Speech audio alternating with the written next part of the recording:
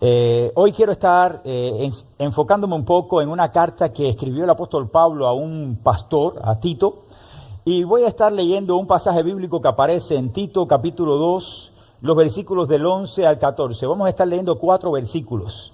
De ahí vamos a estar extrayendo una serie de verdades y de principios que son importantes también para nosotros.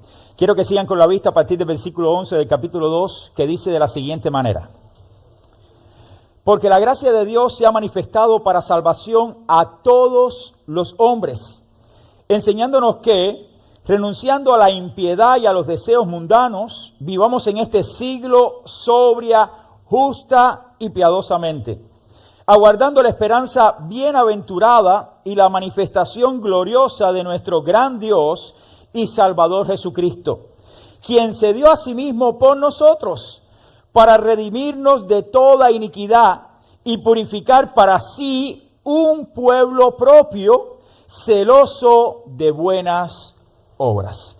Dios bendiga su palabra. Este pasaje es un pasaje hermoso que habla sobre un tema que vamos a estar tocando hoy, sobre la gracia de Dios. Pero quiero remontarme un poco a una historia que estuve leyendo antes de terminar el sermón, y creo que era buena para poder introducir todo lo que queremos estar transmitiendo, porque se está hablando de un hombre. Esta historia habla de un hombre que era un teólogo.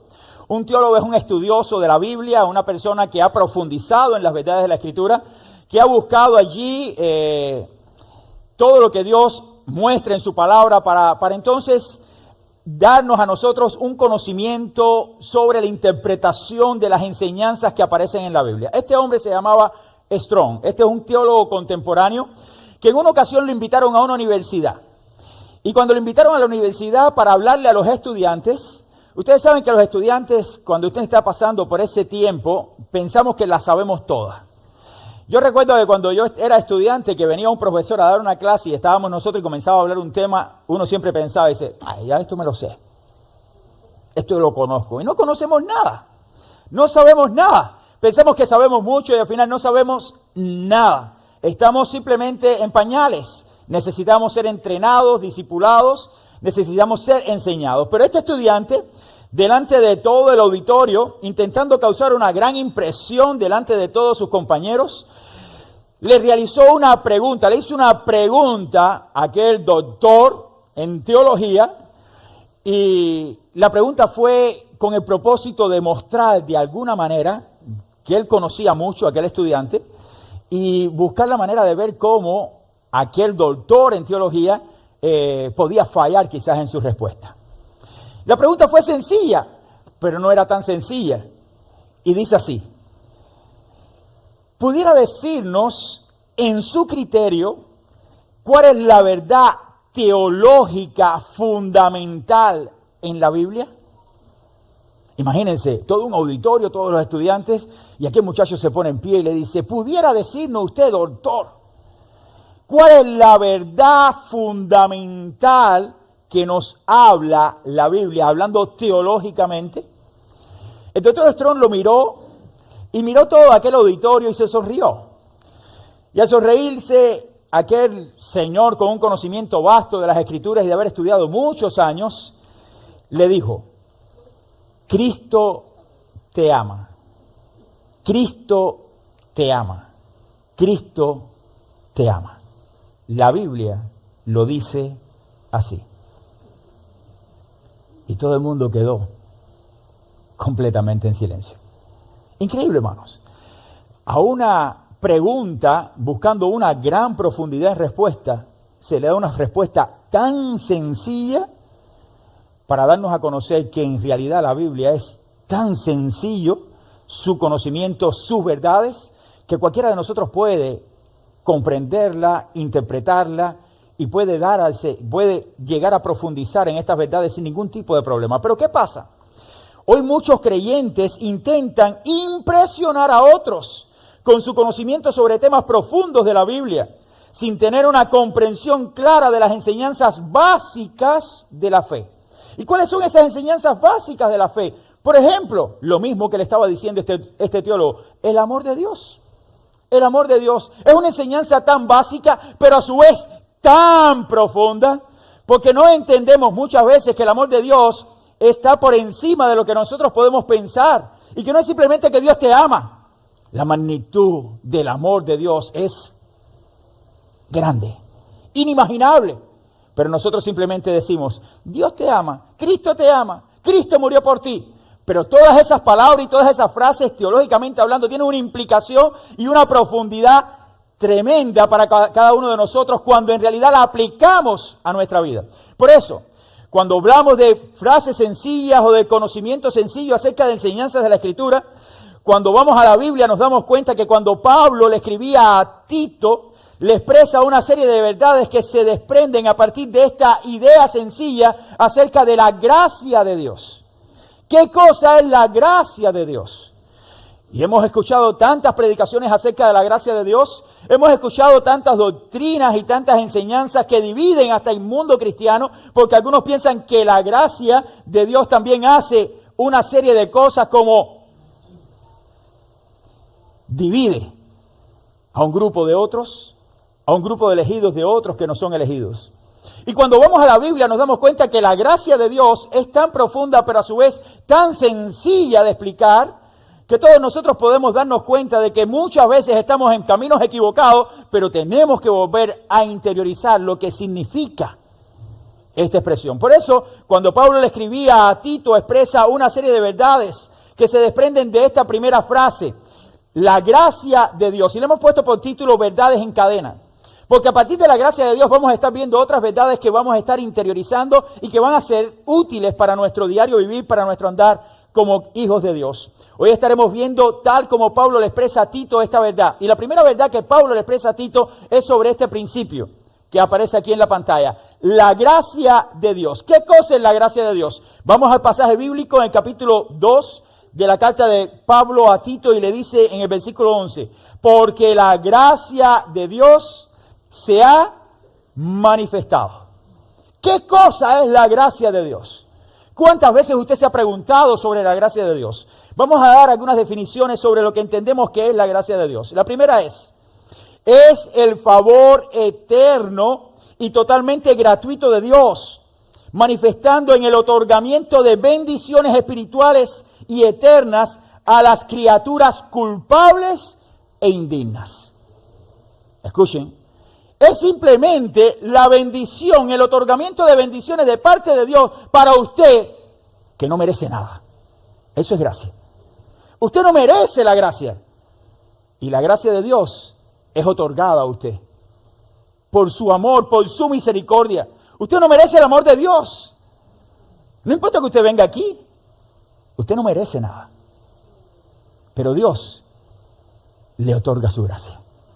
Entonces el favor, la bendición no merecida de parte de Dios para nosotros es que Dios nos da eso sin nosotros merecer ese favor de Dios. Hay otra definición que dice, la gracia se origina en el corazón bondadoso de Dios, en su voluntad espontánea que se manifiesta a favor de los que no la merecen.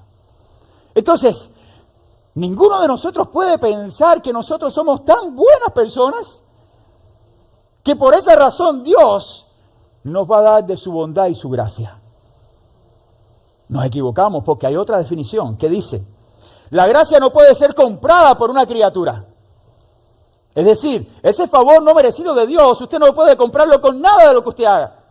Es algo que Dios da en su beneplácito, en su voluntad, en su soberanía. Dios muestra su gracia para con nosotros. Dios ofrece su gracia para con nosotros, pero sin que usted la merezca, es por pura soberanía de Dios. Nos da Él la gracia. Y dice así esta frase, la gracia no puede ser comprada por la criatura, es decir, por nosotros que hemos sido creados por Él. Si lo pudiera hacer, dejaría de ser gracia. Si yo puedo comprar la gracia, ya no es gracia. Entonces, si usted puede hacer algo para obtener la gracia de Dios, ya no es la gracia de Dios. Ya no es lo que Dios le está ofreciendo. Es algo que usted está obteniendo por los méritos de usted y no por los méritos de Cristo. Ya no es gracia. Entonces usted tiene que comprender a la luz de la Escritura que Dios ha dado su gracia. Dios ha tenido favor para con nosotros. Mostró su gracia para con nosotros. Y esa gracia de Dios, usted y yo no somos dignos de ella.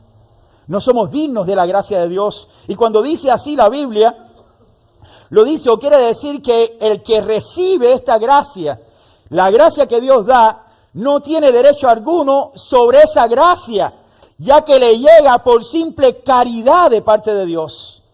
Usted no tiene ningún derecho porque usted no hizo nada para ganar la bondad de Dios. Quizás esta sea alguna idea diferente a la que usted ha tenido hasta ahora. Pero si usted está aquí es por la pura gracia de Dios. Y usted lo invitaron para que estuviera hoy acá. Y quizás usted vio por internet la primera iglesia bautista hispana de Hialeah y usted dice, voy a llegar más allá para ver lo que dice el pastor. Por pura gracia usted llegó aquí porque Dios puso en su corazón que usted viera esa página y Dios lo trajo hasta aquí. Y hoy usted está recibiendo este mensaje de la gracia de Dios porque de la única forma que usted puede conocer a Cristo es por pura gracia. De la única forma que usted va a tener vida eterna es por pura gracia. No porque usted vino a la iglesia, usted puede venir hoy y irse como mismo vino. Tan vacío como llegó. ¿Ok? Pero la gracia de Dios es la que nos confronta, porque es lo que Dios nos ha dado. Dios ha dado de su gracia para con nosotros. Por eso aquí Pablo le escribía a Tito sobre este tema y le decía, porque la gracia de Dios se ha manifestado. Se ha manifestado. Y hay otra definición que dice, es el obrar libre y poderoso de Dios en favor de los hombres que nada merecen. Entonces entendamos, mis hermanos que están acá y mis amigos que nos visitan. Usted no puede hacer nada para obtener la gracia de Dios. Usted viniendo a este templo todos los domingos, usted no va a alcanzar la gracia de Dios así. La gracia de Dios no se alcanza por lo que usted puede hacer. Por sentarse a escucharle un sermón al pastor Cabrera, usted no va a ser salvo. Usted puede escuchar 100,000 sermones, pero si usted no se apodera de la gracia que es Cristo, usted está condenado eternamente a vivir separado de Dios en el infierno. Porque usted no tiene a Cristo, que es la gracia, la manifestación de la gracia de Dios. Usted puede estar aquí hoy y mañana volver a hacer otra cosa y volver a regresar. Voy a ver si puedo obtener la salvación en el templo de la primera, que tiene asientos blanquitos, parece que estamos en el cielo. Pero no, usted está condenado si no tiene a Cristo. Entonces, la gracia de Dios es el obrar libre y poderoso de Dios en favor de nosotros, que nos bendice, que nos da, que nos provee, que nos da su regalo más preciado que es Cristo, para que nosotros seamos salvos sin que nosotros merezcamos nada. Usted y yo no merecemos nada. Teniendo en cuenta esta definición o estas definiciones que acabamos de ver en el versículo 11, Pablo le está diciendo a Tito de una forma más abierta, Dios nos ha dado el regalo de la salvación. Fíjense cómo dice la palabra, porque la gracia de Dios se ha manifestado para salvación a todos los hombres. Todo el que cree en Jesucristo tiene la bendición de recibir la gracia de Dios, pero no todos los hombres van a creer en Cristo. Por eso muchos serán condenados. Todo el que mira la cruz y viene en arrepentimiento y deposita fe en Cristo va a ser salvo, pero el que no deposita fe en Cristo, en el unigénito Hijo de Dios, es condenado porque no ha creído en el unigénito Hijo de Dios, como le dice Juan 3:17. Está clara la Biblia. La Biblia es la palabra de Dios y Dios nos ha dado su gracia. Si usted está aquí hoy y usted ha escuchado tantas veces el Evangelio, pero no se ha apoderado de la verdad del Evangelio, que es la obra de Jesucristo, que por gracia fue dada por usted, usted está perdido. Y me entristece. Yo no quiero que usted se pierda y vaya al infierno. Yo quiero que usted se apodere de esa gracia creyendo en Jesucristo como su único y suficiente Salvador. Pero si no cree, ya ha sido condenado. Entonces la Biblia, cuando está hablando de esta temática, está hablando claro, y aquí Pablo se le está diciendo a Tito, mi hermano Tito, es importante que comprendamos que por la gracia de Dios, que la gracia de Dios se ha manifestado para salvación a todos los hombres. Todos los hombres tienen la bendición o la oportunidad de venir a apoderarse de la gracia. No estoy hablando de un tema doctrinal ni de Arminio ni de Calvino, no. Es lo que la Biblia te dice. Se ha manifestado para salvar a los hombres. Todos los hombres no van a ser salvos. Yo no sé quién va a ser salvo. Yo voy a predicar el Evangelio para que las personas comprendan que solamente por Cristo hay salvación. No voy a diluirme que si Dios eligió a un grupo de personas, yo no sé quiénes son los elegidos. Y como que no sé quiénes son los elegidos, ¿qué tengo que hacer? Predicar el Evangelio para que las personas crean en Jesucristo. Yo no sé quiénes son los desechados. Yo no sé si Dios ha desechado a alguien. Por el tanto, si yo no conozco quién es uno y el otro, nuestra misión como iglesia es predicar el Evangelio hasta lo último de la tierra. Y que todo el mundo conozca que hay Dios y un Dios de gracia que ha mandado a Jesucristo para salvarnos a nosotros. Y lo único que tenemos es que mirar a Cristo. Y venir en fe y arrepentimiento, que es la parte humana en la salvación. Depositamos fe y nos arrepentimos de nuestros pecados. Y somos transformados por la gracia del Señor. Esta verdad podemos verla también en el Antiguo Testamento, donde observamos a un Dios que da, un Dios que regala, un Dios que otorga lo que el hombre pecador no merece. Desde el Antiguo Testamento vemos a Dios dando, a un Dios regalando, a un Dios otorgando. Y desde el mismo momento del pecado en que está la caída de Adán y Eva, Dios trazó un plan de redención para seguir dando. Sin el hombre merecer la bondad y la gracia de Dios, sin el hombre tener la bendición de ser salvado por Dios. Entonces Dios, después de que el hombre pecó, transgredió la ley, se desvió, Dios dijo, pero tengo algo para ti, traigo esperanza para ti. De la simiente de mujer vendrá el Mesías. Hermano, eso es gracia. La Biblia entera está llena de la gracia de Dios para nosotros. Dios ha derramado su gracia para todos nosotros. Pensemos también en algunas enseñanzas bíblicas, como la creación. Cuando vemos la creación es obra de su gracia. Tú eres parte de la creación y Dios te puso dentro de su creación para que señorearas por su gracia. No mereces nada, mi hermano. Usted no merece nada. Todo es Dios. Dios es el centro de todas las cosas. Dios es el creador de todas las cosas, el sustentador de todas las cosas, el creador de todas las cosas, el que por su providencia sostiene este mundo y este mundo no vendrá abajo porque Él lo sostiene de su mano hasta el día en que sea el cumplimiento de su tiempo, donde traerá juicio sobre este mundo en que vivimos. Entonces tenemos que ver eso como parte de la gracia de Dios. Vemos en la Biblia claramente que la creación es parte de la obra de gracia de Dios, la providencia de Dios, la revelación. Dios se ha revelado a nosotros por medio de Cristo y su palabra hoy la tenemos. No estés buscando otra palabra. ¿Cuántas veces lo digo todos los domingos?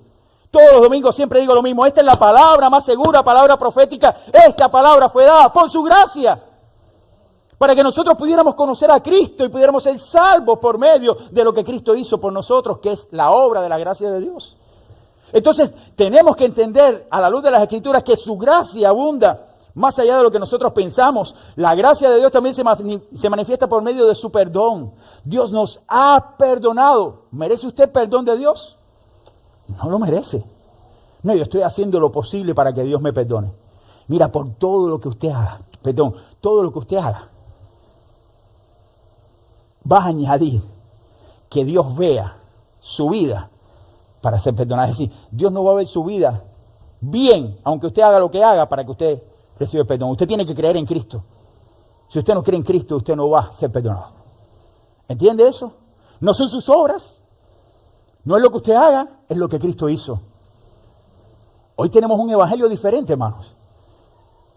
Yo a veces me asusto cuando veo creyentes de tantos años que todavía no han comprendido la obra de la gracia de Dios, que no comprenden que no son ellos, que es Cristo, que no comprenden que no son mis méritos, que es los méritos de Cristo, que no comprenden que no es el camino que yo me trace, sino el camino que traza la palabra. Yo todavía no comprendo muchos creyentes que dicen que van al cielo porque están haciendo cosas aquí que estoy ganando y que estoy líder. No, tú puedes ser el líder y ir camino al infierno. Es Cristo es quien salva. Es la gracia de Dios manifestada en Cristo. Si usted no tiene a Cristo, usted está condenado, mi amigo. Y si usted es un líder de nuestra iglesia, o usted puede escuchar, si no tienen a Cristo, está condenado. Es la gracia manifestada para nosotros. Y eso claramente a través de la Biblia. Dice la Biblia que Dios es quien perdona. Cuando Cristo estaba en la cruz, aquellos hombres merecían el perdón. Y Él dijo, Padre, perdónalos. Por su gracia. Era la gracia de Dios pidiendo perdón en Cristo para aquellas personas. Ellos no saben lo que hacen, verdaderamente no sabían lo que hacían. Ellos no comprendían que estaban ahí crucificando al Hijo de Dios, a su Salvador. No lo comprendían. Padre, perdónalos. Ellos no saben lo que hacen. Por eso es que podemos ver entonces que todas estas cosas son parte de la gracia de Dios. Todos estos regalos o tesoros que Dios nos ha dado provienen de su gracia. Todo es por su gracia. Pero ¿qué dice la Biblia acerca de, más allá de esta definición de la gracia de Dios? Dice la Biblia que la gracia de Dios, en este pasaje, nos enseña a vivir. Nos enseña a vivir. Yo quiero que usted ahora interiorice un poquitico, porque aquí vamos a estar hablando de creyentes y no creyentes. Y aquí en nuestra iglesia hoy mismo podemos ver a muchas personas, y estoy completamente seguro que muchas personas han rendido su vida a Cristo. Pero quizás usted todavía no ha rendido su vida a Cristo. Y el que no ha rendido su vida a Cristo no puede discernir ni comprender lo que hace la gracia en la vida de una persona. Y por eso es que hoy podemos tener diversidad de opiniones de personas que pueden venir a nuestra iglesia o personas que hablan con nosotros en la calle y nos pueden dar definiciones acerca de lo que ellos entienden que pasa en la iglesia. Y podemos estar escuchando cosas como esta. Nosotros como creyentes sabemos que la vida cristiana no es una rígida disciplina legalista. ¿Qué quiero decir con esto? Donde para disfrutar de la gracia de Dios tenemos una lista de cosas y deberes que tenemos que hacer y otras listas y cosas de deberes que no debemos hacer. Hay muchos creyentes que se trazan listas, esto es lo que yo tengo que hacer y esto no tengo que hacer. Para poder recibir la gracia de Dios yo tengo que hacer esto. Eso es un disparate, hermanos. ¿Estamos como en los tiempos de los fariseos? Imagínense por un momento el legalismo de la época de Cristo, donde los fariseos decían, el día de reposo usted no puede sacar su asno a pastar. ¿Por qué? Porque era la ley. Entonces, esa es la lista de cosas que tengo que hacer. Cuando vino Cristo, Cristo vino a traernos su gracia. La manifestación de la bondad y de la gracia de Dios vino en Cristo porque nosotros no podíamos cumplir todos esos deberes y haceres que teníamos que realizar como humanos, como seguidores de Dios. Y entonces vino la gracia, para que por medio de su gracia nosotros pudiéramos obtener la salvación. Y es importante que comprendamos esto, porque muchas personas que no han tenido una experiencia de salvación con Cristo dicen que no vienen a la iglesia porque se les prohíbe hacer ciertas cosas y no están dispuestas a dejar de hacerlas. Yo vivo así, imagínate. Ahora cuando llego ahí me empiezan a prohibir. Porque la iglesia te prohíbe en todo. ¿No lo han escuchado ustedes? Hermano, alguno de los miembros de aquí, yo le he prohibido hacer algo. Eso es un problema de usted. ¿Ok? La gracia de Dios en mí es la que cambia mi vida. Aquí no ponemos prohibiciones. ¿Hay reglas? Claro que hay reglas. Todos los lugares tienen reglas. Pero como usted tiene que vivir, nadie le tiene que decir.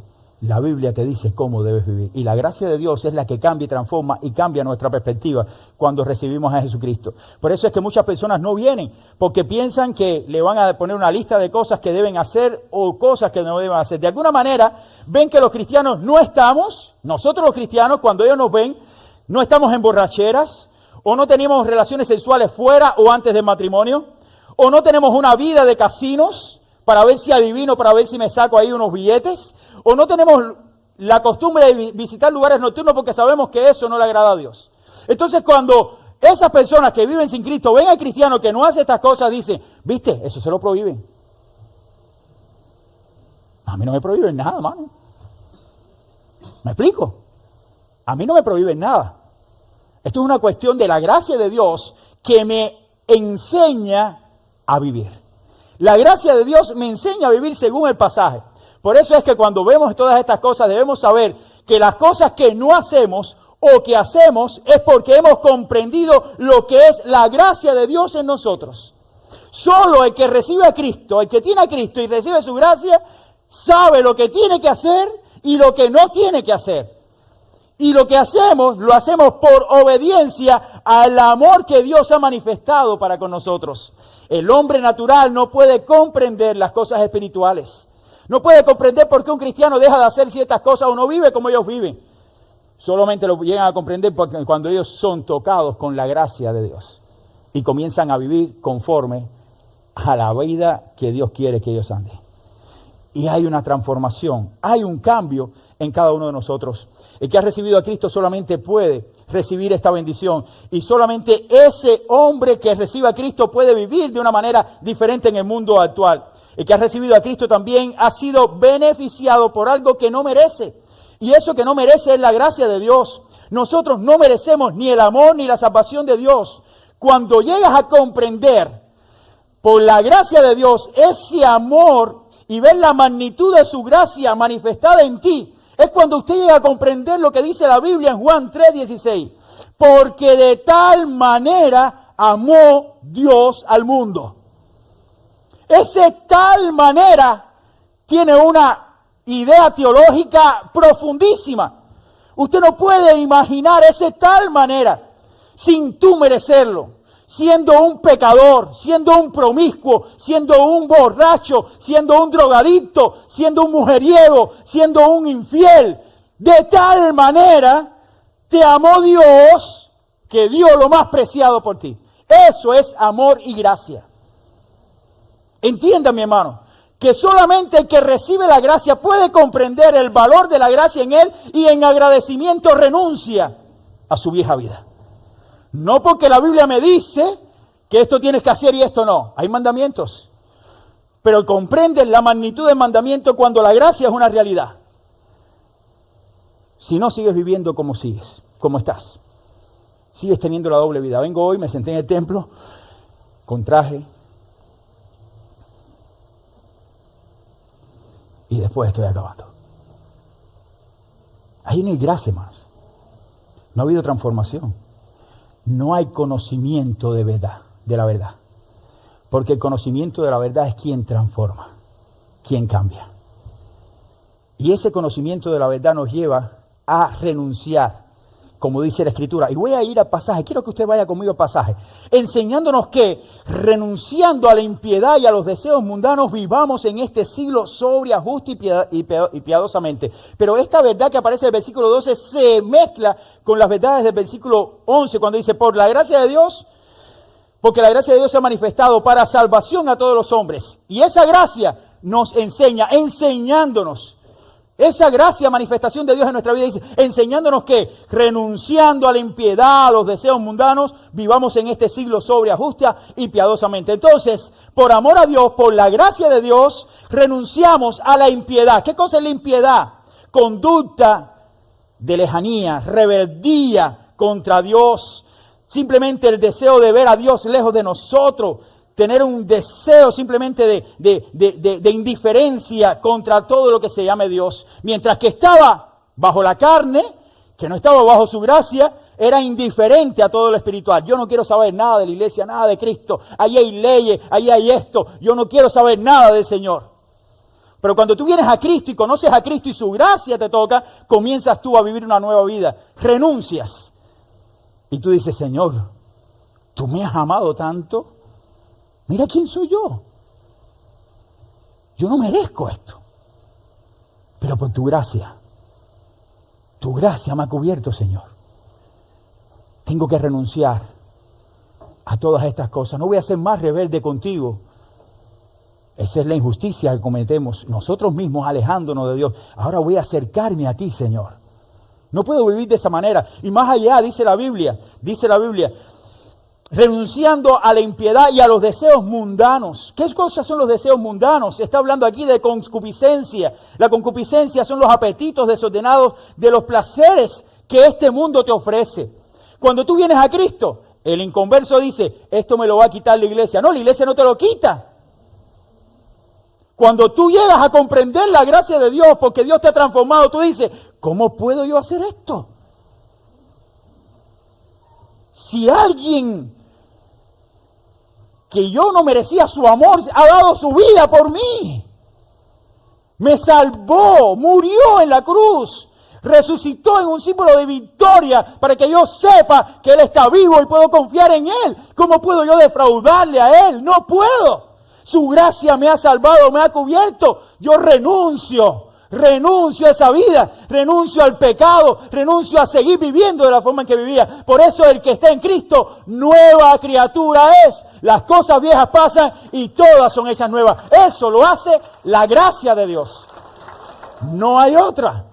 Es la gracia de Dios en nosotros. Todo es hecho nuevo en nosotros. No solamente la concupiscencia, ese deseo interior por los apetitos desordenados, sino también la lujuria. Deseos excesivos de placer sexual.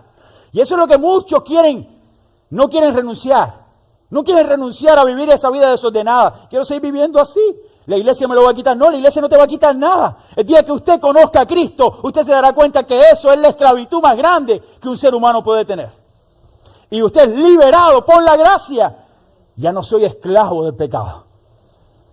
Porque ese pecado te va a condenar eternamente. La gracia me ha liberado. Qué bueno es saber eso, hermano. Hermano, yo soy un hombre como todos ustedes, los hombres que están acá, y como todos los que viven en este mundo, como todos. Pero la gracia me llevó a renunciar a todo lo que este mundo ofrece. Si la gracia de Dios no te lleva a renunciar a todo lo que este mundo ofrece, entonces usted no ha tenido verdaderamente una experiencia con el Dios de gracia y con el Cristo que salva. Porque cuando usted tiene una experiencia con Cristo, usted tiene que ir a la Biblia y decir, ¿qué pues diremos? ¿Perseveraremos en el pecado para que esa gracia abunde? ¿Para que siga Dios perdonando nuestra vida? No, en ninguna manera, dice la Biblia. En ninguna manera yo voy a seguir pecando para que la gracia abunde. Porque los que hemos muerto al pecado en Cristo, ¿cómo pues podemos seguir viviendo en Él? ¿Cómo usted, después de haber conocido la gracia, va a seguir viviendo en el sancocho, en el lodo del pecado? Es imposible. Entonces eso lo hace la gracia. Pero eso es llegar a comprender tal manera me amó Dios. Su gracia fue tan grande que no le importó todo el pecado tuyo, sino que le entregó por ti lo más preciado, que fue a Jesucristo. Entonces esa gracia me enseña a vivir, a discriminar. Sí, hay que discriminar. Y no es la palabra que está en orden hoy. No, porque todos discriminamos. Si usted va, por ejemplo, en mi país, cuando usted se sentaba a la mesa, te daban para escoger el arroz, usted tenía que discriminar los granos buenos de los malos. A veces tenía más malo que bueno. A veces te encontrabas cada cosa en el arroz y en los frijoles, aquello que tú decías, bueno, hay que tener más vista, hay que discriminar más. Sí, hay muchos de ustedes que nacieron en este país y que no tuvieron experiencia en los países de ustedes. Siempre hay discriminación, siempre hay que discriminar, y discriminación es alejar lo que en realidad no sirve de lo que sirve. Cuando usted viene a Cristo, usted renuncia, discrimina todo lo que puede dañar su vida. Esto, no. Porque yo voy a vivir para la gloria de aquel que me amó, se entregó y por su gracia me salvó. Yo voy a vivir para el único que lo merece. No voy a ser más esclavo de esto. ¿Entiende? Voy a vivir para su gloria y su honra. Eso es vivir una vida de gracia y aprender a vivir de verdad como Dios enseña. Hay una última verdad que se desprende del pasaje y que lo vemos ahí claramente. Pablo continúa hablando de esta gracia y le dice a Tito, la gracia de Dios nos enseña a vivir llenos de esperanza.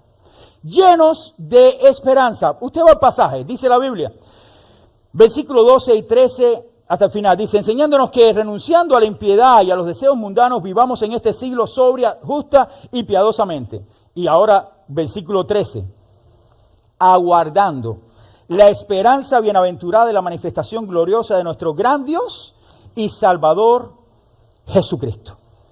De nuestro gran Dios y Salvador Jesucristo. La gracia nos ayuda en el presente a tener una vida cristiana correcta y nos proyecta también en nuestra esperanza futura. No nos quedamos con la vista solamente puesta en el presente, miramos hacia el futuro, hacia la bendición que tenemos nosotros los que hemos creído de que un día Cristo vendrá por nosotros. Por eso aparece aquí la palabra aguardando. ¿Qué significa? Viene del verbo aguardar, esperar a que llegue alguien o a que suceda algo. Creer que llegará o sucederá algo o tener la esperanza de que esto acontecerá. Y cuando el apóstol Pablo le escribió a Tito, le dice, aguardando la esperanza bienaventurada. Algo que está por llegar, con esperanza, míralo, porque llegará. Cristo vendrá. Y esa es la esperanza del creyente. Andamos por gracia, confiando con esperanza de que el Rey de Gloria vendrá por nosotros un día y estaremos con Él por la eternidad. Y ese día apartará a uno de los otros y todo el que ha depositado su fe en Jesucristo, en la gracia de Dios, estará con Él por la eternidad. Pero el que no, estará apartado de Él por la eternidad en un lugar de condenación. Eso no es lo que Dios quiere. Por eso da a los hombres su gracia. Su gracia es Cristo, mi hermano. Mi amigo que estás acá, esa es la gracia de Dios, creer en Cristo. Pero más allá dice la Biblia que debemos notar que el pasaje deja claro que nuestra esperanza es bienaventurada. Dice la Biblia, aguardando la esperanza bienaventurada. ¿Por qué es bienaventurada? Proyectémonos al Nuevo Testamento, al Evangelio de Mateo, cuando se le aparece el ángel allí a María y le dice, bienaventurada tú. Tú eres bienaventurada. ¿Y por qué? María era bienaventurada. Porque halló gracia. Halló gracia delante de los ojos de Dios. Ella fue la mujer que Dios escogió porque halló gracia a Dios en los ojos de María. María fue bienaventurada porque fue bendita entre todas las mujeres. Bendito el fruto de tu vientre. Tú eres única, María. Tú eres la mujer que he escogido para que traigas en tu vientre a mi Hijo Jesús, que es la gracia mía manifestada, dada a los hombres. Porque en el cumplimiento del tiempo, dice la Biblia en Gálatas, que Dios envió a su Hijo, nacido de mujer y nacido bajo la ley. Hermanos, es claro que la gracia de Dios ha sido dada por nosotros y es bienaventurada, es decir, bendita y santa, y todo lo que proviene de Dios es santo. La esperanza que esperamos o que tenemos en Cristo es santa, es bienaventurada, es bendita porque Él vendrá por nosotros, por su iglesia. El hombre natural no puede comprender eso, pero nosotros los que hemos creído hemos estado esperando esto por más de 2000 años. Aquellos primeros creyentes que creyeron en Jesucristo dijeron, estamos aquí, Señor, Maranata, ven pronto. Y hoy seguimos diciendo lo que mismo que dijeron aquellos hace 2000 años, ven pronto, Señor Jesús. ¿Pero por qué? Porque la gracia de Dios nos lleva a creer de que esa esperanza bienaventurada acontecerá. No es un cuento de hadas, sucederá. En un abrir y cerrar de ojos, la venida del Señor será, y todo el que esté listo, porque ha creído en Jesucristo, estará con Él por la eternidad. Esa es la gracia.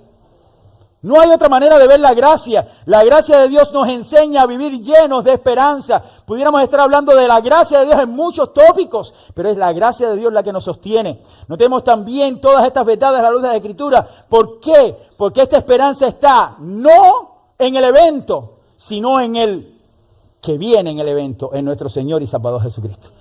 Nuestra esperanza no está en que el Cristo vendrá, sino en Él, en la persona, en la persona. Todos sabemos que va a haber una venida, sí, pero ¿en quién confías? ¿En quién confías? Yo confío en Cristo. Confío en Cristo y un día estaré con Él por la eternidad. Esa es mi confianza. Y cuando aquí el escritor Pablo le escribía, dice, aguardando la esperanza bienaventurada y la manifestación gloriosa de nuestro gran Dios, le dice una verdad tremenda aquí. Nuestro gran Dios y Salvador. ¿Quién? Jesucristo. Entonces aquí Pablo le estaba diciendo, inspirado por el Espíritu Santo, Cristo es Dios. Creemos en un Dios trino. 3 personas, Padre, Hijo y Espíritu Santo, una misma esencia. Y aquí lo deja claro. Hemos depositado nuestra fe en el lugar correcto, en Jesucristo, que es nuestro gran Dios. Y es nuestro Salvador, nuestra esperanza, nuestro enviado. La manifestación de la gracia del Padre ha sido dada por medio del Hijo. ¿Y quién nos sostiene hasta ahora para poder mirar con esperanza? El Espíritu de Dios que está en nosotros, la tercera persona de la Trinidad, manifestada en el creyente. ¿Por qué? Porque Dios nos amó, manifestó su gracia y nos sella hasta el día de la redención por medio de la obra de del Espíritu Santo en nuestra vida.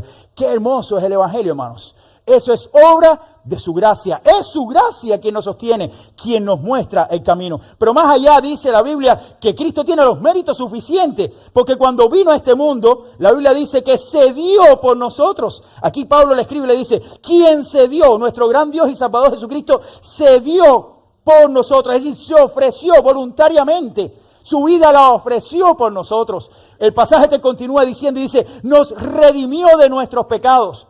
Y la palabra redimir significa rescatar de la esclavitud a alguien que está subyugado. Nosotros éramos esclavos del pecado. Cristo nos redimió, nos liberó, nos hizo libres.